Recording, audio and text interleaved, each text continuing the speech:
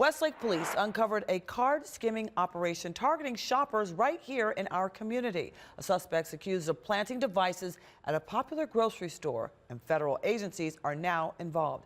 Gabby Hart has the details. What investigators uncovered was a coordinated effort using technology to try and steal financial information right at the grocery store checkout. And police say this duo was methodical and that they almost got away with it. We're talking about a popular grocery store right in Westlake. The location, Market District on Detroit Road. But this wasn't just another day of shopping. Surveillance video shows two individuals, now identified as Petru Kalen Lazar and Esteban Sabo, working together, one distracting the cashier, while the other appears to plant a skimmer device on a point-of-sale terminal. This happened on March 22nd.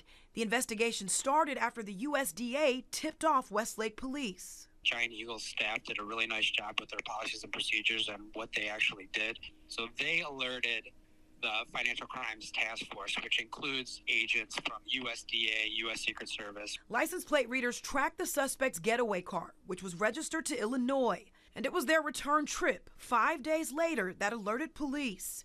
Watch as one suspect went inside the same market district to the same register, appearing to search for the skimmer.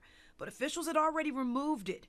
And that's when police say he started acting suspiciously. But he swipes a magnet underneath where he thinks the skimmer's at to try to activate it, and then he uses his phone to try to connect to it via Bluetooth to retrieve the information that's been skimmed. He starts to panic a little bit because he sees that it's not working and the skimmer's not there anymore.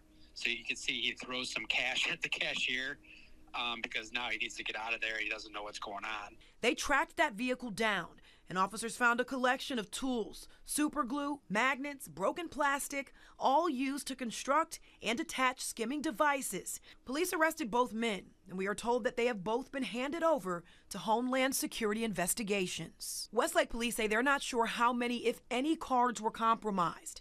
In the meantime, keep a check on your credit reports and on your accounts, including EBT and credit card accounts that you might have used at that store.